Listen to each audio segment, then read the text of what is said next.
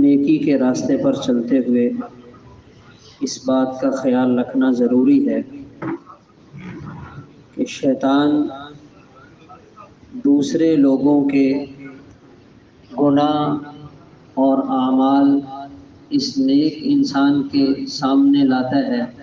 اور اس کے دل میں یہ بات آ جاتی ہے میں تو بہت اچھا ہوں، باقی سب غلط ہیں، برے ہیں،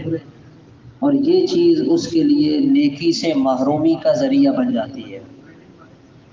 اور اس سے ایک اگلا قدم یہ ہوتا ہے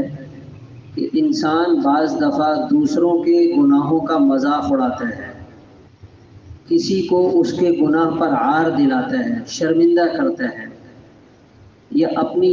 نجی مجلس میں اس پر وہ گفتگو کرتا ہے، تو اس کا حدیث پاک میں اس چیز سے منع کیا گیا۔ اور اس کا نقصان یہ ہوتا ہے کہ آج جس گناہ پر یہ دوسرے کا مذاق اڑا رہا ہے، کل کو یہ خود اس میں مبتلا ہو جاتا ہے۔ ہمارے معاشرے میں کئی ایسی مثالیں ہمارے سامنے ہیں کہ آج دوسرے کو جس گناہ پر عار دلائی جا رہی ہے،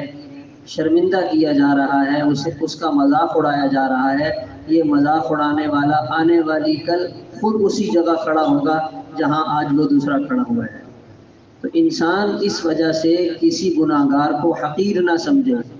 البتہ یہ ضرور ہے اس کے لیے اللہ تعالیٰ سے دعا مانگنا یا پیار محبت سے اس گناہ سے اسے دور کرنے کی فکر کوشش کرنا، اسے اچھے طریقے سے سمجھانا، یہ تو ضروری ہے۔ لیکن جو اپنی بڑائی والا پہلو اور دوسرے کی حقارت اور تمسخر والا پہلو ہے، اس سے اپنے آپ کو بچانا چاہیے۔ اللہ تعالیٰ عمل کی توفیق عطا فرمائے۔ اللہم صلی علی سیدنا